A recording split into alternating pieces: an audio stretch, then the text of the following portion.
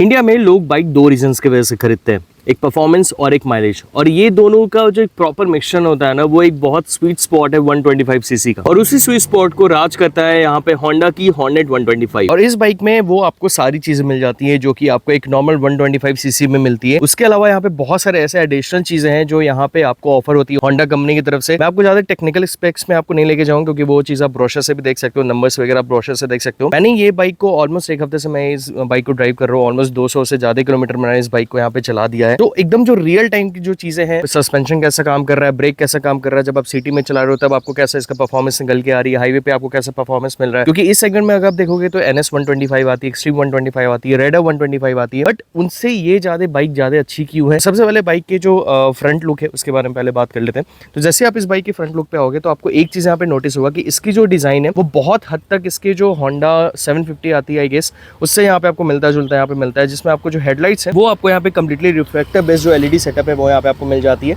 जिसमें आपको ये जो दो DRLs है वो यहाँ पे मिलते हैं, ठीक है।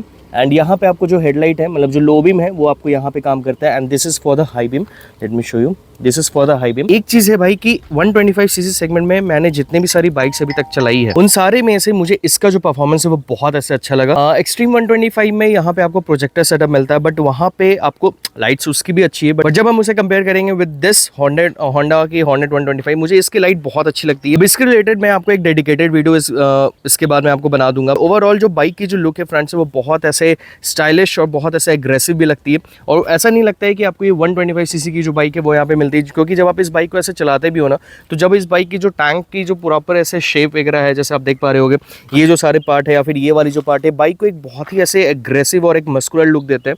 एंड जब तक किसी को ये पता नहीं चलता है कि भाई एक 125 सीसी या फिर कोई इसके यहाँ पे स्टिकर को देख के नहीं पता लगा पाता है, तब तक किसी को भी ये बोलना मुश्किल है कि भाई ये एक 125 सीसी की गाड़ी है। कमिंग टू इट्स सस्पेंशन, यहाँ पे आपको फर्स्ट इन द सेगमेंट आपको USD फोक्स मिलते हैं।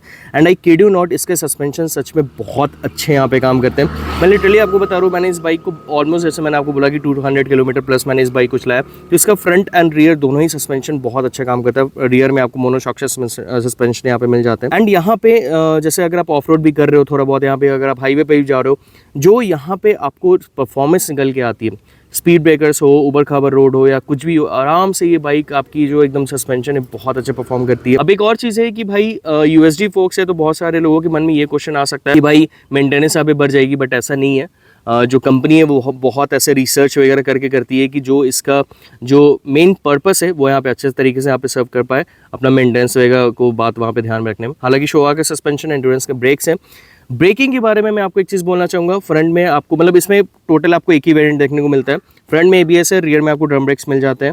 एंड जो ABS है वो भी बहुत अच्छा काम करता है। फ्रंट ब्रेक्स इसके बहुत अच्छे परफॉर्म करते हैं, but rear brakes I think वहाँ पे थोड़ा और बहुत वहाँ पे इंप्रूवमेंट हो सकती थी। बट जब आप दोनों ब्रेक्स को ऐसे मिला के मारोगे तो काफ़ी अच्छा, मतलब वहाँ पे आपका आउटकम निकल के आ जाएगा। बाकी टायर की बात करें, MRF का टायर्स है, डिसेंट आपको ग्रिप यहाँ पे प्रोवाइड कर देते हैं। 80, 100, 70 इंचेस के यहाँ पे आपको टायर्स मिल जाते हैं। अब यहाँ पे एक चीज़ है कि इसमें आपको बहुत ऐसे फंकी कलर्स यहाँ पे मिलते हैं, तो जिस कलर की आपकी बाइक है उसी कलर के आपके अलॉय व्हील्स है। जैसे अभी मैं ये जो बाइक है अपनी ब्लैक गोल्ड है, तो यहाँ पे आपको देख सकते हो अलॉय व्हील भी आपको यहाँ पे गोल्ड में है। और बाकी coming to its side profile मैंने आपको बोला डिजाइन वाइज कोई भी यहाँ पे डिफरेंस, मतलब कोई भी यहाँ पे कंप्लेंट्स नहीं है मुझे ऐसे। Now coming to its engine, यहाँ पे बहुत ही ज़्यादा रिलायबल इंजन है, बहुत स्मूथ फील होती है। एंड इसका जो प्रॉपर जो एक बैंडविड्थ है, मतलब जो पावर जनरेट करती है वो, जैसे ये 3000, 2500 से RPM से ऊपर जाती है, मतलब 2500 से 3000 वाला जो RPM वाला जो सेगमेंट है, मतलब जो पूरा एरिया है, वहाँ भी ये पावर अच्छा खासा यहाँ पे जनरेट करना स्टार्ट करती है एंड गाड़ी पुल होती है।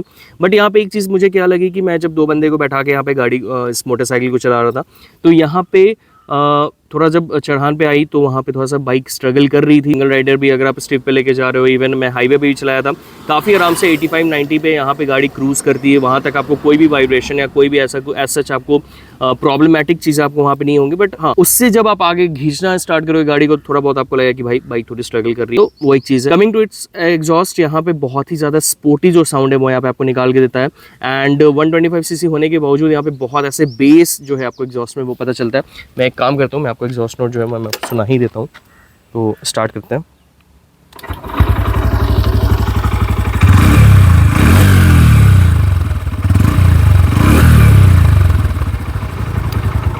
सो सो काफ़ी ऐसा एग्जॉस्ट जो है ना वो बहुत आपको अच्छा यहाँ पे जो साउंड है वो निकाल के देने वाला है। अब यहाँ पे रियर टायर्स के बारे में बात करें, एक चीज़ मुझे यहाँ पे क्या फील हुआ था कि भाई ये एरिया आप अगर देखो बहुत ऐसे ओपन है, तो जैसे ये थोड़ी मिट्टी में या फिर कीचड़ वगैरह में जाती है तो पूरा ऐसे पीछे की साइड से जो कीचड़ है वो उड़ती है, तो वो एक चीज़ को यहाँ पे होना चाहिए, क्योंकि यहाँ पे अगर टायर अगर दे तो वो चीज़ नहीं होता है। एंड बाइक के रियर लुक भी और थोड़ा सा मस्कुलर निकल के आती। हालांकि बाइक की रियर टायर के बारे में बात करें, यहाँ पे आपको 110 80 70 इंचेस के जो टायर्स है वो यहाँ पे आपको लगे हुए अगेन गोल्डन और ड्रम ब्रेक्स के साथ यहाँ पे आपको मोनोशॉक सस्पेंशन है। मैंने आपको उसके बारे में ऑलरेडी बता दिया, ब्रेक्स के बारे में ऑलरेडी बता दिया। यहाँ पे बस ये एक चीज़ मुझे यहाँ पे डिमेरिट लगी थी इस वाले बाइक में कि भाई क्योंकि यहाँ पे बहुत ऐसे ओपन स्पेस है ना, तो थोड़ा सा यहाँ पे अगर कुछ डाल देते जैसे टायर अगर दे तो थोड़ा सा यहाँ पे मस्कुलर लुक निकल के आता। सो वो एक चीज़ है। एग्जॉस्ट की डिज़ाइन क्यूट है, छोटी सी सिंपल सी है और बहुत ऐसे एग्रेसिव और शार्प टाइप का डिज़ाइन है, तो वो एक अच्छा यहाँ पे लुक निकाल के दे। बाकी कमिंग टू इट्स रियर, यहाँ पे आपको देख सकते हो भाई एलईडी जो अपना बैकलाइट है वो यहाँ पे आपको मिल जाता है, इंडिकेटर्स वगैरह आपको यहाँ पे मिल जाते हैं। सीट्स के बारे में यहाँ पे बात करते हैं भाई, राइडर के लिए मैं एक काम करता हूँ, हेलमेट को पहले हटाता हूँ। सो यहाँ पे राइडर के लिए जो सीट है आप देख सकते हो भाई, अच्छी खासी लंबी यहाँ पे सीट है। पिलियन सीट उतना ज़्यादा फ्रेंडली नहीं है, मतलब थोड़ा सा वहाँ पे आपको डिस्कम्फर्ट वहाँ पे फील हो सकता है आपके जो पिलियन है उनको। बाकी यहाँ पे राइडर में कोई भी दिक्कत नहीं। और ये वाला जो एक पार्ट दिया गया है ना, ये बहुत ऐसे लाइक कंफर्ट यहाँ पे फील कराते हैं, if you know you know. और यहाँ पे आप देख पा रहे हो कि बहुत ऐसे कंफर्टेबल जो सीट है वो है। अब यहाँ पे अगर आप देखोगे तो सीट हाइट भी यहाँ पे बहुत ऐसे मैनेजेबल है, मतलब ऐसा आपको नहीं लगेगा कि बहुत लाइक गाड़ी ऊंची है तो शॉर्ट राइडर्स के लिए वहाँ पे दिक्कत होगी। अगर आपकी हाइट 5'4" से ऊपर है, आप इस बाइक को बहुत आराम से यहाँ पे चला पाओगे, ट्रैफिक वगैरह में कोई दिक्कत नहीं होने वाली है। बाकी यहाँ पे coming to its tank design के बारे में मैंने आपको ऑलरेडी बता दिया था। यहाँ पे माइलेज वगैरह गाड़ी की बहुत अमेजिंग है।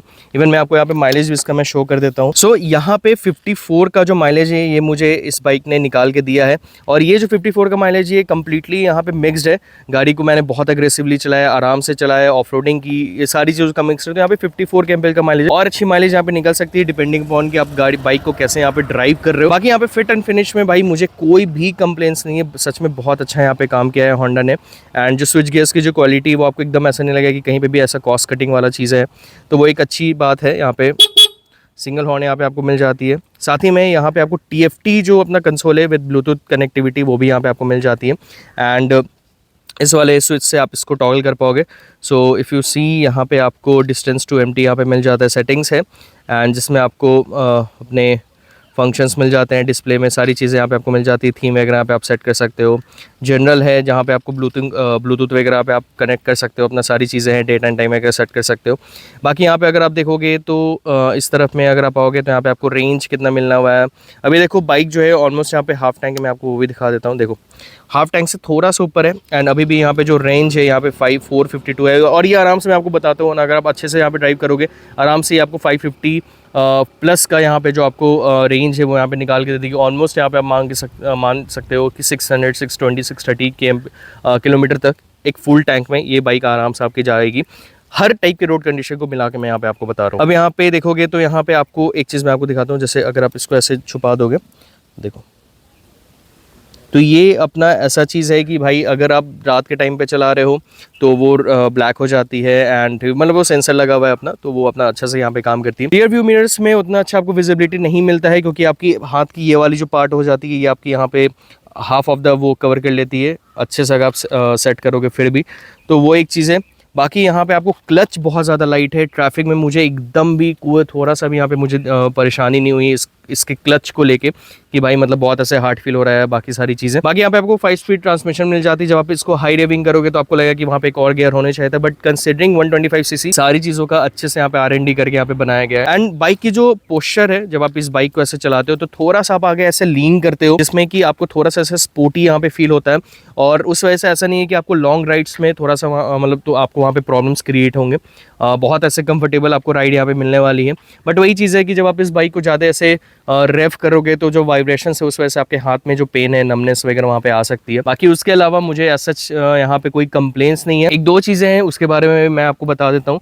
जैसे एक तो मैंने आपको ये चीज़ बता दी, या इसमें अपना जो टायर हगर वाला जो चीज़ है वो। सेकंड चीज़, यहाँ पे पीछे वाले ब्रेक्स और अच्छे हो सकते थे। थर्ड थिंग, यहाँ पे कंपनी को थोड़े एक्स्ट्रा जो वेरिएंट्स है वो यहाँ पे निकालने चाहिए थे। जैसे यहाँ पे डुअल डिस्क वाला वेरिएंट निकाल देते शायद, तो वो एक अच्छी चीज़ होती। बट ठीक है, considering it's price point, Pune में अगर आप देखोगे तो ऑलमोस्ट यहाँ पे 1.25 लाख या फिर 1 लाख 1.5 लाख के अंदर में आपको यहाँ पे मिल जाती है। एग्जैक्ट प्राइसिंग मैं आपको यहाँ पे नीचे में दे दूंगा। तो वैसे अगर आप देखोगे तो उस हिसाब से प्राइस पॉइंट को बहुत अच्छे से यहाँ पे जस्टिफाई करती है। अब सबसे बड़ा क्वेश्चन ये आता है कि आपको क्या ये वाली बाइक लेनी चाहिए या फिर किंग के लिए ये बाइक है। तो अगर आप कॉलेज स्टूडेंट हो, आप डेली कम्यूटिंग करते हो, या फिर आप एक जॉब वाले बंदे हो और आपको ऐसा चाहिए कि भाई आपको दोनों ही एक बैलेंस्ड आपको चाहिए कि भाई आपको ज़्यादा मतलब परफॉर्मेंस भी उतनी ज़्यादा अग्रेसिवली आपको नहीं चाहिए, माइलेज आपको अच्छा चाहिए, डिसेंट आपको जो परफॉर्मेंस है वो आपको वहाँ पे चाहिए, एक अच्छा रिलायबल आपको गाड़ी चाहिए, मोटरसाइकिल चाहिए जो हर तरीके से रिलायबल हो, you can go for this one. और आपको एक अच्छा यहाँ पे पैकेज मिलता है जिस प्राइस पॉइंट पे ये आती है। कंसिडरिंग जितनी भी सारे अदर 125cc बाइक्स आते हैं, आप अदर बाइक्स को भी वहाँ पे